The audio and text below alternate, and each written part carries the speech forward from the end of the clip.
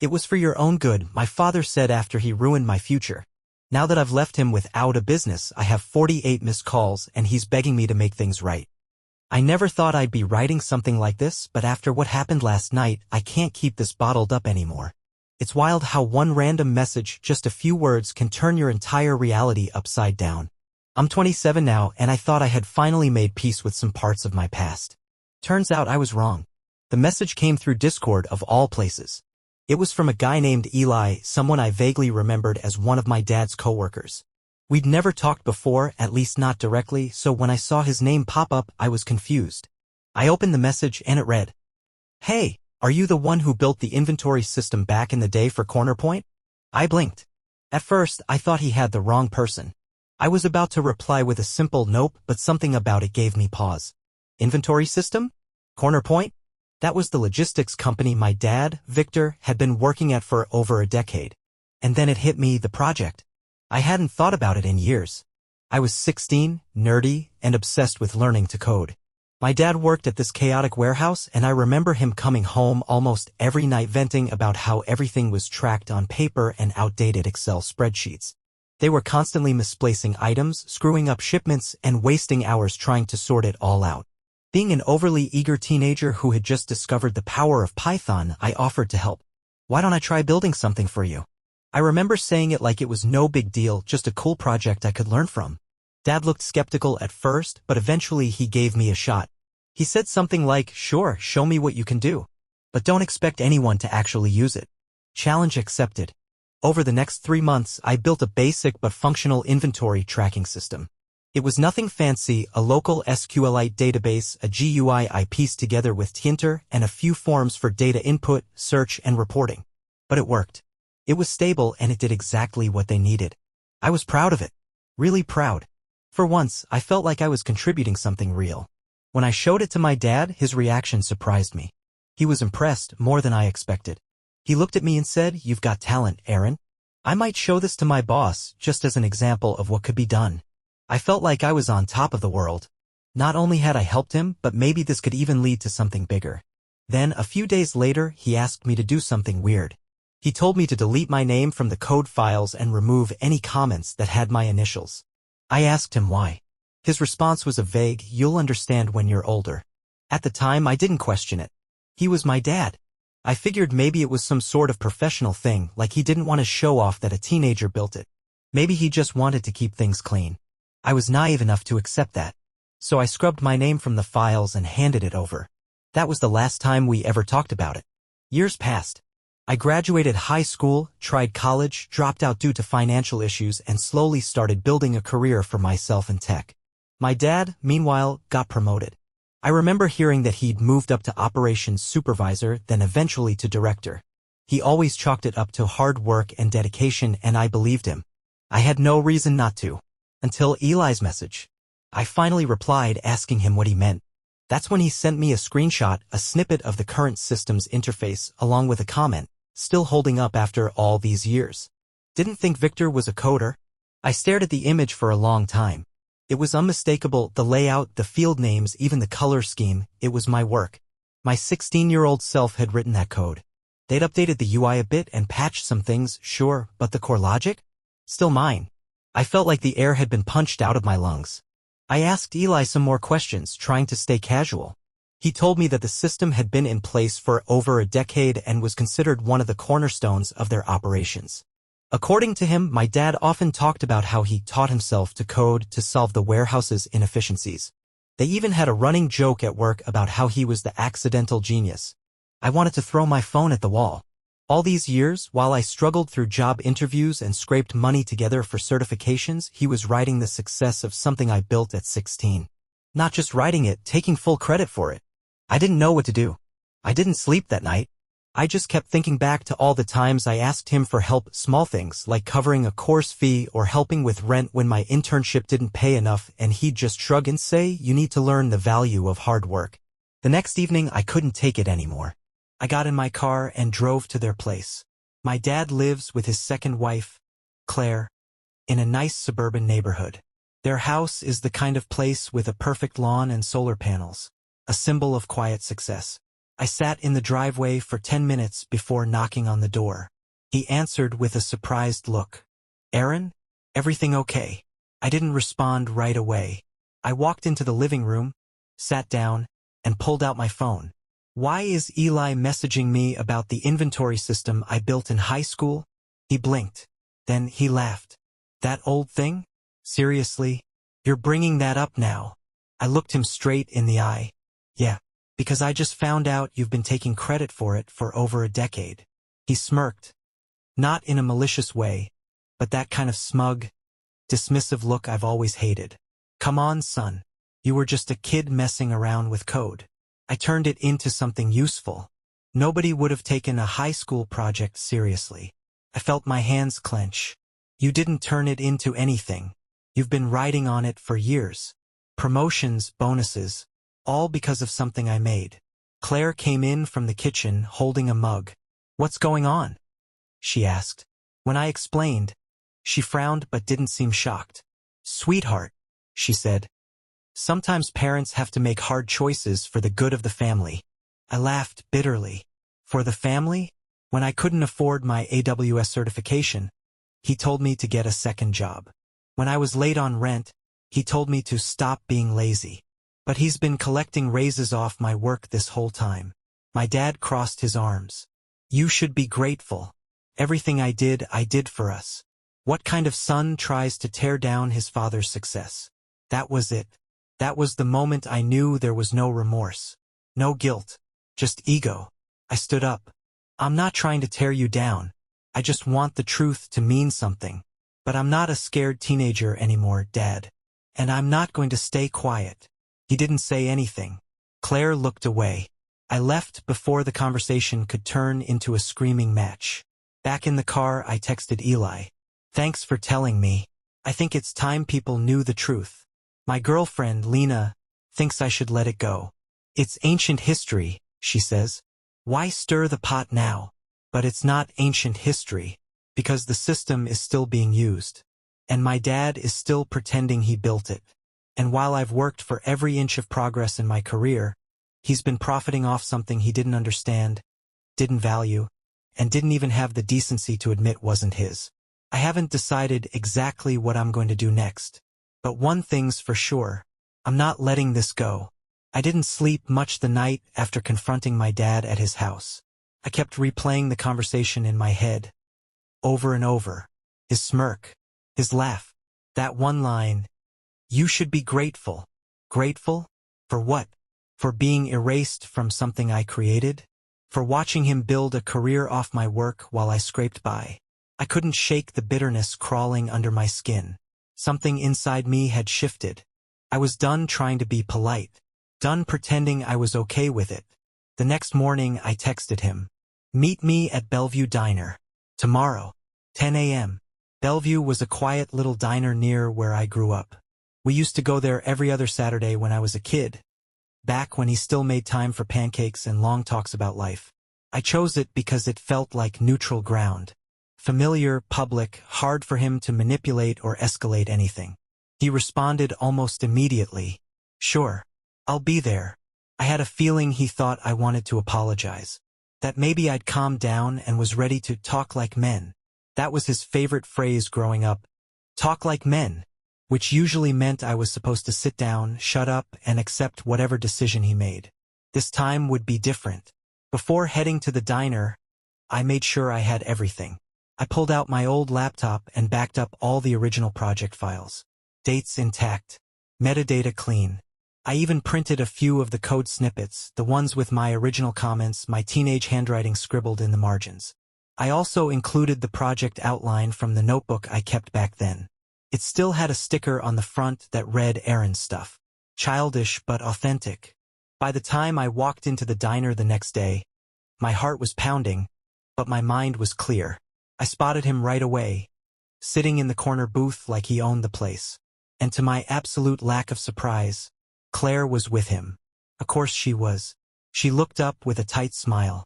Good morning, Aaron. I nodded politely but didn't smile back. My dad gestured to the seat across from him. Aaron, come on. Sit down. Claire wanted to join since you said this was important. I stayed standing. My backpack was slung over one shoulder, heavy with the weight of the truth. "We're not here for breakfast," I said. His expression faltered just slightly. Not much, he was good at keeping a straight face. But his eyes told me he knew something was coming. I sat down and placed the folder of documents on the table. I didn't say anything right away. Just opened it and started laying out the evidence, the old printed code, the diagrams, the notebook pages. He glanced at them, then looked at me like I was bringing him a high school art project. "What is this?" "You know exactly what it is," I said. "That inventory system? The one Cornerpoint still uses?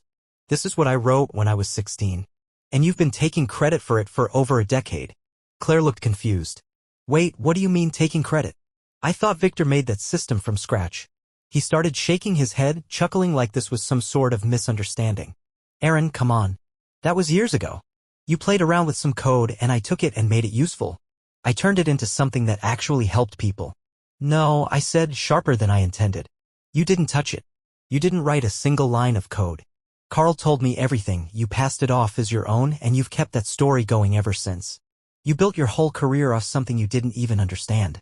His smile dropped. "You have no idea what you're talking about." I leaned forward, keeping my voice low but steady. "You made me delete my name from the files. You told me I'd understand when I was older. Well, I'm older now. And I do understand. You stole from me." Claire looked stunned. "Victor, is this true?" He didn't answer her. He looked at me, his expression hardening. "You were a kid. You didn't even know what you were doing. No one would have taken you seriously. I had to polish it, present it the right way. I did what needed to be done for the good of the family." There it was again. The family.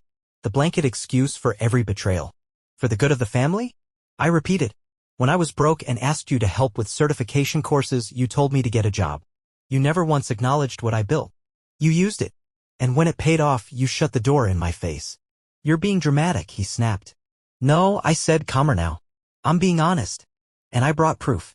I pulled out my phone and showed him a draft email. It was addressed to the HR director at Cornerpoint. The subject line read, "Intellectual property misrepresentation, formal complaint." His face went pale. Claire covered her mouth. "You wouldn't," he said. "I would," I replied. "In fact," I hit send. His hand slammed the table, making the silverware rattle. A few heads turned in the diner. "You little shit," he growled. "You're going to throw away everything I built?" "No," I said. "You did that yourself. Every time you cashed a bonus check. Every time you gave a speech about your self-taught genius. Every time you looked me in the eye and lied." Claire was crying now. "Victor, tell me this isn't real." He stood up, fists clenched. "You think they'll believe you over me? You're just a bitter kid trying to get back at his dad." I stood too. Looked him straight in the eyes. "I was a kid. But now I'm a man. And I'm not afraid of you anymore." He glared at me like he wanted to say something else, but his voice caught in his throat. "You send that email, and you're no longer my son," he said, almost trembling. I picked up my bag. "You made the choice the day you decided your pride mattered more than your integrity." And I walked out. My hands were shaking, but my back felt straighter than it had in years. I stepped out into the morning sunlight, feeling lighter and heavier all at once. My phone buzzed in my pocket. I didn't even have to look, I knew it was him. I finally opened it when I got home. Missed calls. Angry texts. Then apologetic ones. Then more anger. Then silence. That night, I got a message from Carl. Just one line. "HR called Victor in today. You did the right thing. I don't know what's going to happen next. But for the first time in years, I feel like I'm in control of the story. No more hiding. No more pretending. He made his choices. Now he'll have to live with them." The day after I sent that email to HR, my phone didn't stop buzzing. At first, I ignored it, I needed space. But curiosity got the better of me. The messages were exactly what you'd expect, a mix of outrage and desperation. My dad alternated between accusing me of betrayal and begging me to reconsider. Claire sent a long text asking me to think of the bigger picture and warning me that careers and reputations were at stake. I didn't respond to either of them. What they didn't know was that I had already prepared for this. I'd spent that entire week gathering everything, every scrap of proof I could find. Old backups from my teenage laptop, handwritten notes from school, early versions of the system's code, even some doodles I'd made when mapping out the database on graph paper. My old hard drive still worked, and thankfully, I'd always been a save-everything kind of person. I also had screenshots, conversations I'd had with my dad when I was building the system, texts from old group chats, timestamps on GitHub commits. It all painted a clear picture. The system was mine from the ground up. He never wrote a single line. He just slapped his name on it and made it his own. Still, knowing I had the truth didn't make any of this easier. What pushed me over the edge, what really solidified that I was doing the right thing, was when my dad tried to rope in Lena, my girlfriend. He called her while I was out completely behind my back. Told her that I was acting like a child, that I was about to ruin the family over a high school project, and that she needed to talk some sense into me. That was it. Lena played it cool on the phone with him, but when she told me what he said, I felt something inside me harden. I was done playing nice. I was done pretending he was just misguided. This wasn't a misunderstanding. This was manipulation. The next morning, I walked into Cornerpoint's corporate office with a folder full of evidence and asked to speak with someone in HR. I was nervous as hell, not going to lie. My hands were sweating and my voice cracked a little when I introduced myself. But I held it together. They brought me into a small conference room where I met with Robin, the head of their HR department. She looked professional, sharp, and slightly suspicious, at least until I started showing her what I had. It took 3 hours. By the end of it, her entire demeanor had changed. She was flipping through my documents, comparing them to what they had on file, checking timestamps, scanning my printed emails and code samples. Her exact words were, "This isn't just impressive. This is concerning." I left that meeting drained but strangely at peace. I didn't know what would happen next, but I knew the ball was rolling. That same afternoon, my dad showed up at my apartment. He still had a spare key from years ago. I'd never gotten around to changing the lock after he helped me move in. Big mistake. He barged in while Lena and I were eating lunch. His face was flushed and he looked nothing like the calm, in-control man I remembered growing up with. He was sweating, his tie loosened, his voice already raised before I could even react. "You went to HR?" he yelled. "What the hell were you thinking?" Lena grabbed her phone and started recording. Not because we expected things to get dangerous, but just in case. You never really know with someone who feels like the world is crumbling. I stood my ground. I didn't yell. I didn't cry. I just told him the truth. I gave them the facts. What they do with it is up to them. He started pacing, ranting about how I was ungrateful, how I didn't understand how the world worked, how I was going to regret this. He kept shifting between insults and pleas. "I built everything for us. For you. Don't you get that? You built it for yourself," I replied. "And you used me to do it." He paused, eyes wide, breathing heavy. And then I said it, the same line he used on me all those years ago, back when I was 16 and didn't understand why he erased my name from the code. "You'll understand when you're older." The look on his face, I'll never forget it. His jaw clenched, his hands balled into fists at his sides. But he didn't say a word. He left in silence. The very next day, Robin from HR called me. She told me that Victor, my dad, had been placed on administrative leave while they conducted a full internal review. Apparently, Carl had backed up my story and added a few details of his own. Then another employee came forward. And another. Turns out, my dad had a pattern, not just with me, but with other coworkers too. He'd taken credit for work he hadn't done, manipulated project roles to put himself in the spotlight, and downplayed other people's contributions for years. He didn't just lie once. He built an entire career on it. That weekend, my Aunt Maria called. She was crying. "I wish I had known," she said. "He did the same thing to me." Years ago, she'd opened a small textile shop. My dad had offered to help with business strategy and financial planning. She trusted him. Invested everything she had. A year later, the shop went under, and my dad had somehow come out of it unscathed, while she was left with debt and guilt, convinced it was her own failure. "He made me feel like I just wasn't cut out for it," she told me. "But now I think he was setting me up to fail." She wasn't the only one. As word spread through the family, mostly thanks to Claire's Facebook rant about betrayal and loyalty, people started reaching out. Some were furious with me, calling me a traitor. Others finally felt brave enough to speak up about how my dad had manipulated or used them over the years. He promised internships to cousins for a consulting fee, of course. He convinced an uncle to co-sign a loan that mysteriously went unpaid. He exaggerated his influence, his resources, his network, always selling himself as someone who could help as long as you didn't look too closely. And now his image was cracking. Claire stopped speaking to me completely. She posted a half-baked Bible quote on her timeline about honoring thy father, then blocked me. Fine by me. The most surreal moment came when I got a message from the company's IT director. He'd heard about my project and wanted to meet. They were offering a consulting contract to help document and potentially rebuild the system I had originally written. Turns out nobody actually knew how it worked. My dad had kept everything close to the chest, never shared documentation, never trained anyone else on it. He made himself irreplaceable by hoarding knowledge he didn't even create. Classic. Lena and I sat on the couch that night, going through old family photos. She pointed out how, in every picture, my dad always managed to be in the spotlight, standing in front of my science project at the school fair, cutting the ribbon at a family cookout he didn't even organize, holding the trophy I won at a regional coding competition. He's always made sure the credit went to him, she said. Even when the work wasn't. She was right. This wasn't about revenge anymore. This was about truth. About finally speaking up after years of staying silent. About making sure that what he did to me and to others wasn't just swept under the rug. The company's investigation is ongoing. But from what Carl's been telling me, it's not looking good for my dad. They've found more discrepancies, more inflated claims, more examples of misattributed credit. My family is fractured. Half think I've destroyed everything. The other half are finally breathing a little easier. And me? I'm tired. But I'm standing taller. Straighter. Like I finally dropped a weight I didn't even know I was carrying. I don't know how this ends yet. But I know one thing for sure. He's not the man I thought he was. And I'm not the kid he thought I'd always be.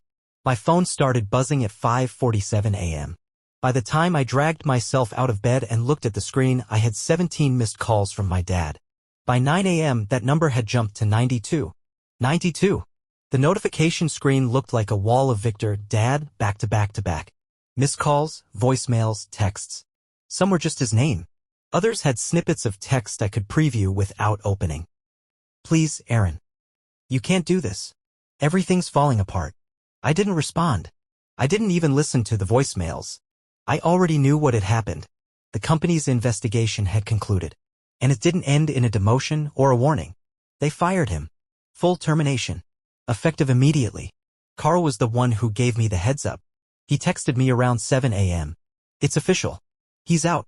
5 other people came forward during the investigation. It wasn't just your project. Apparently, the inventory system was just the tip of the iceberg. Over the years, my dad had a pattern boosting himself by stepping on others, taking credit for work he didn't do, manipulating people around him. I had always assumed he was just a bit self-centered. But now I knew he was calculated. He built a career on other people's talent. He just hid it behind charm, confidence, and titles. That night, he showed up at my apartment again. I didn't answer the door. Lena and I were already packing to go stay with my brother for a few days. Just in case. She peeked through the peephole and whispered, "It's him." I stood behind her, arms crossed, heart pounding. He was pounding on the door, shouting, "Aaron, open up. You ruined everything. You hear me?" Then it shifted. "I raised you. I gave you everything. You owe me." I didn't open the door. I didn't speak. I just stood there, watching as the man who used to sit at the head of every family gathering stood in the hallway of my building, yelling like a madman.